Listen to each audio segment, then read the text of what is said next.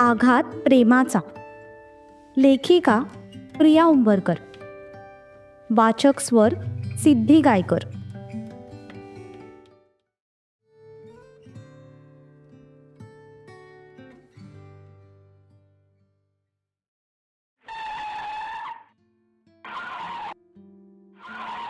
रात्रीचे 1 वाजता पाटलांच्या पॉश गाड्या एकामागोमाग एक पाटील वाड्यासमोर येऊन थांबले. सगळे एक एक करून गाडीतून उतरले. रिसेप्शन अगदी थाटामाटात पार पाडलं होतं.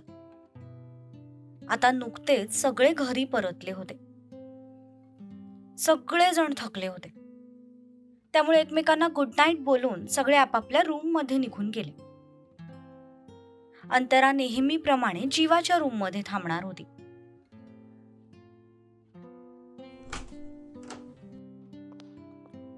युगा सुद्धा त्यांच्या खोलीत आली. कधी एकदा जाऊन तो अंगावरचा गाऊन काढते असं तिला झालं होतं. इतके जड कपडे घालायची तिला सवयच नव्हती. ती रूम मध्ये आली. तिने दरवाजा लोटून घेतला. सक्षम अजूनही खालीच होता. तो यायच्या आत आपण कपडे बदलून घेऊ असा तिने विचार केला. तिने तिचे कपडे घेतले आणि ती चेंजिंग रूम मध्ये गेली.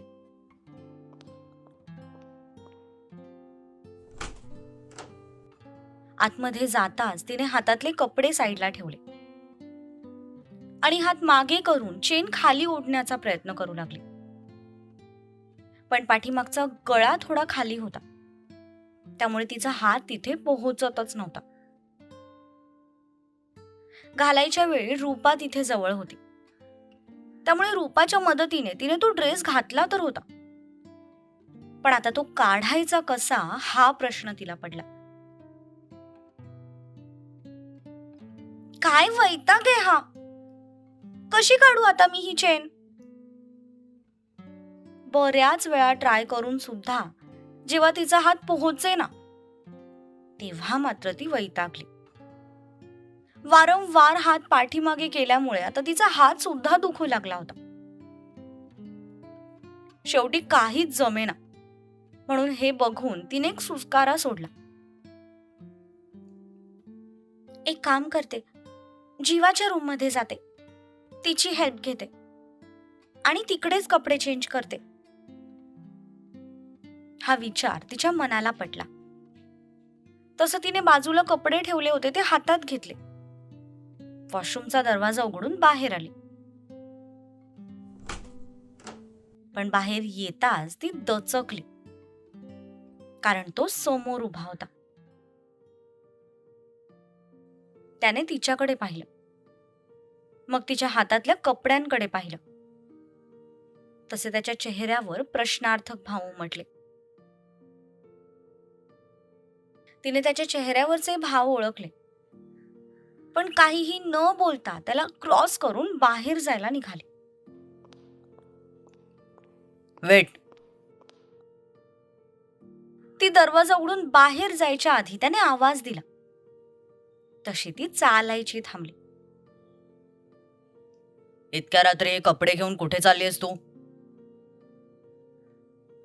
तसं तिने मागे वळून पाहिलं. तिला त्याच्या कपाळावर किंचित आठ्या उमटलेल्या दिसल्या. पण आता त्याच्या या प्रश्नाचं उत्तर कसं द्यावं तेच तिला कळेना, म्हणून ती चुपचाप उभी होती. ती काहीच बोलेना हे बघून तो चालत तिच्या समोर आला. तसा तिने श्वास रोखून धरला. दुर्वा त्याच्याबद्दल जे काही बोलली होती ते ऐकल्यापासून का कोणास ठाऊक, पण तिची त्याच्याकडे बघण्याची नजरच बदलून गेली होती.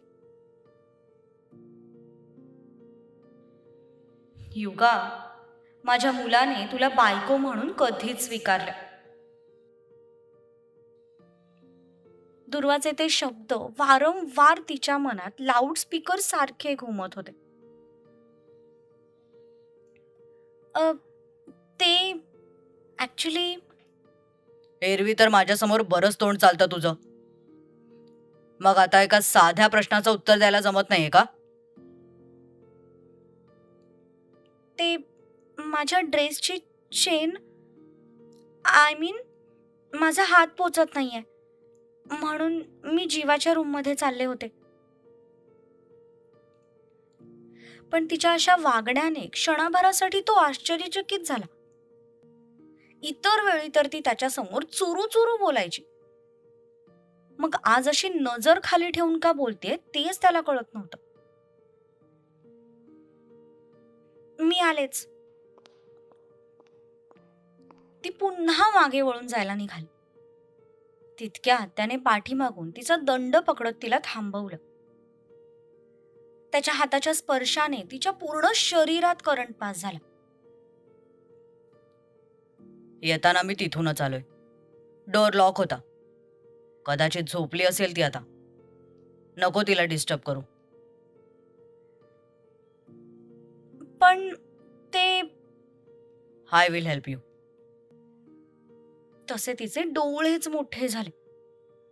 हृदयाची धडधड इतकी वाढली की तिला ती बाहेरपर्यंत ऐकू यायला लागली. नाही, नको, मी करते मॅनेज.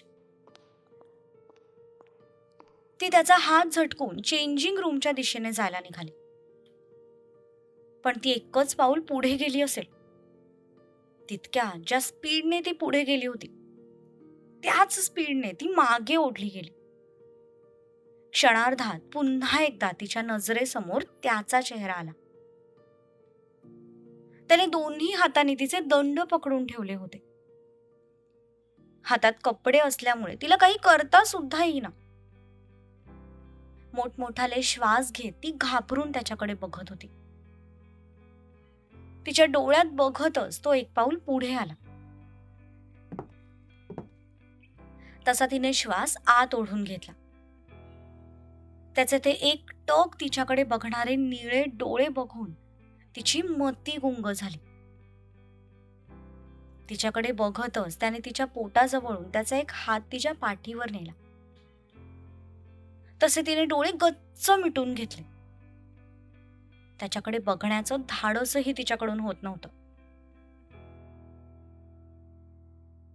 ती डोळे बंद करून त्याच्यासमोर उभी होती आणि त्याच गोष्टीचा फायदा घेऊन तो एकटक तिच्या चेहऱ्याचं निरीक्षण करत होता.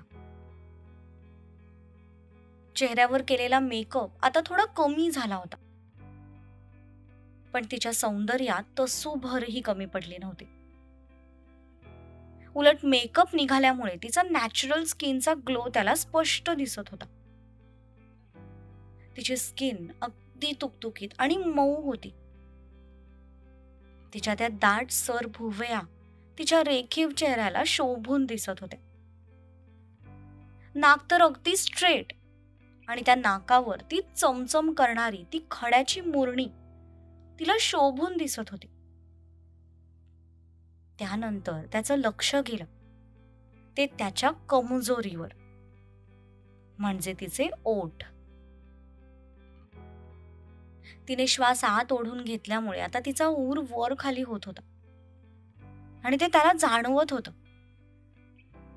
तिच्या ओठांवर नजर स्थिरावत त्याने हळूच त्याचा हात तिच्या चेनवर नेला. हळूहळू करून तो ती चेन खाली ओढू लागला.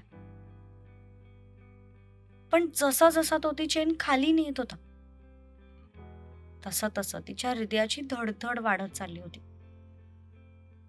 पोटातल्या फुलपाखरांनी जणू तांडव करायला सुरुवात केली होती.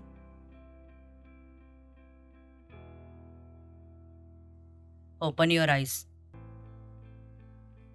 पण तिच्याकडून त्याच्या डोळ्यात बघण्याची हिंमतच होत नव्हती, म्हणून तिने फक्त लेफ्ट टू राईट नकारार्थी मान हलवली. Open your eyes or else I'll kiss you. नाही, तुम्ही असं काहीच करायचं नाही. खरं तर तिच्या अशा ऍक्शनचं त्याला हसायलाच आलं होतं, पण त्याने ते भाव चेहऱ्यावर दाखवले नाहीत. अजूनही निर्विकार चेहऱ्याने तो तिच्याकडे बघत होता. त्याचे हात अजूनही तिच्या पाठीवर होते. हळूहळू करत त्याने ती चेन अर्धवट खाली ओढत आणली होती. मी करू शकतो. नाही.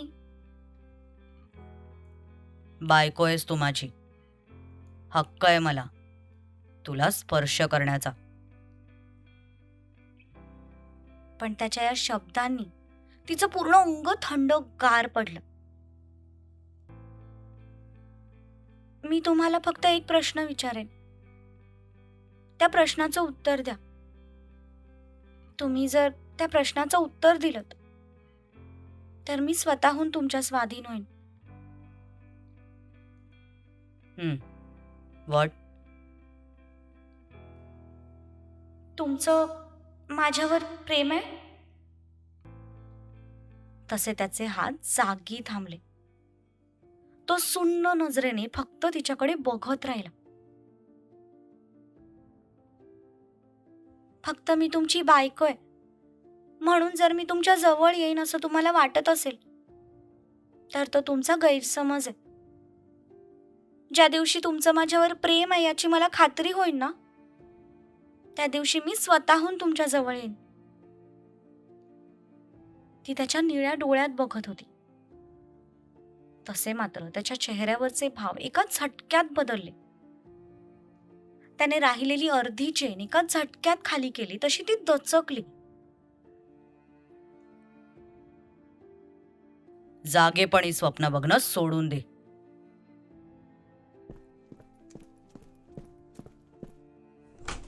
सक्षम तसाच दरवाजा उघडून बाहेर निघून गेला.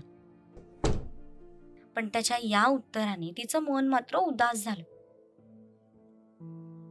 बघितलं सासूबाई, नाहीये तुमच्या मुलाचं माझ्यावर प्रेम.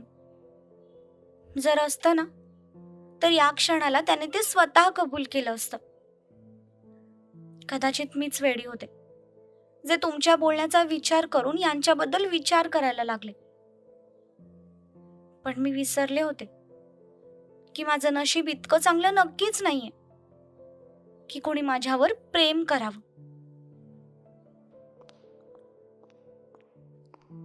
युगात तशी चेंज करण्यासाठी आत निघून गेले.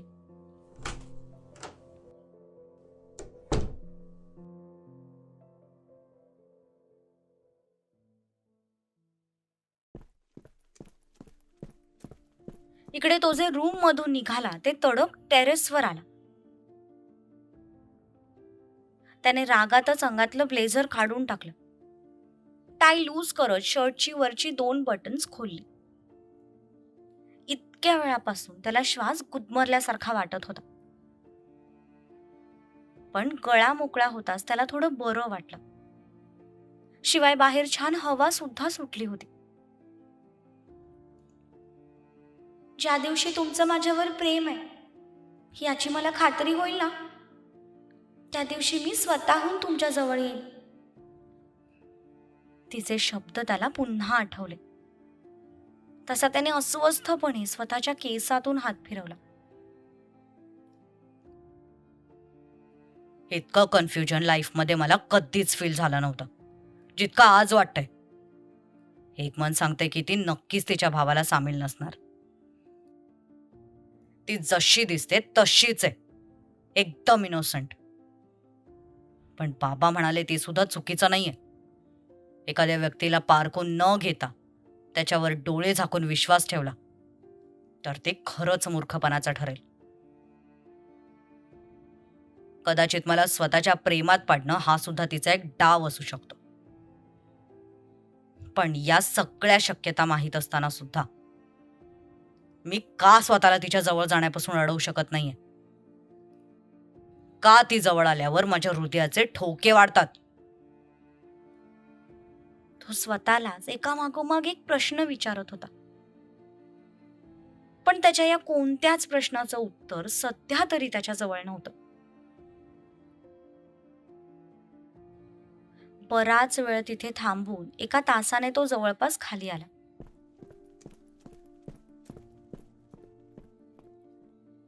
रात्रीचे 2 वाजून गेले होते.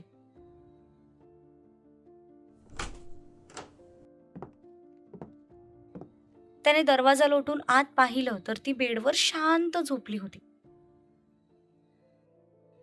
तिच्यावर एक नजर टाकत त्याने हातातलं ब्लेझर सोफ्यावर टाकलं.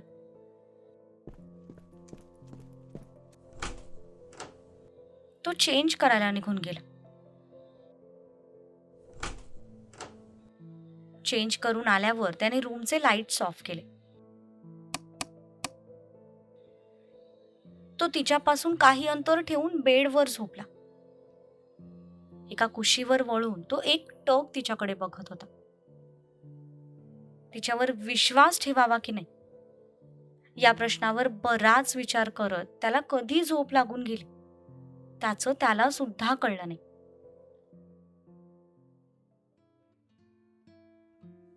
मध्ये बराच वेळ निघून गेला.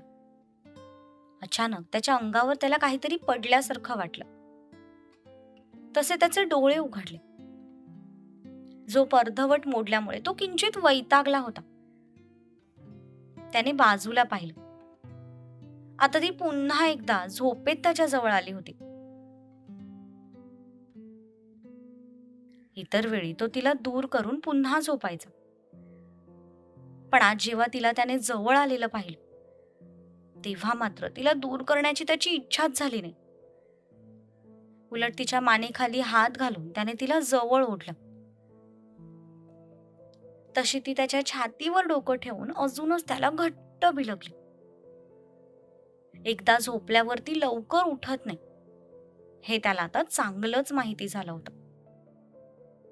याच गोष्टीचा फायदा घेत त्याने तिला पूर्णपणे जवळ घेतलं आणि हलकेच तिच्या कपाळावर ओठ टेकवले आणि त्याने सुद्धा डोळे मिटले.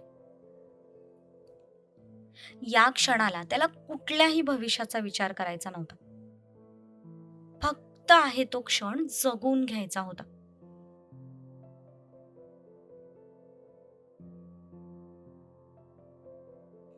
काय असेल सक्षमचं पुढचं पाऊल? खरंच तो युगाच्या जवळ जाईल की तिच्याबद्दल मनात असलेल्या संशयामुळे त्यांच्यातलं अंतर अजून वाढेल?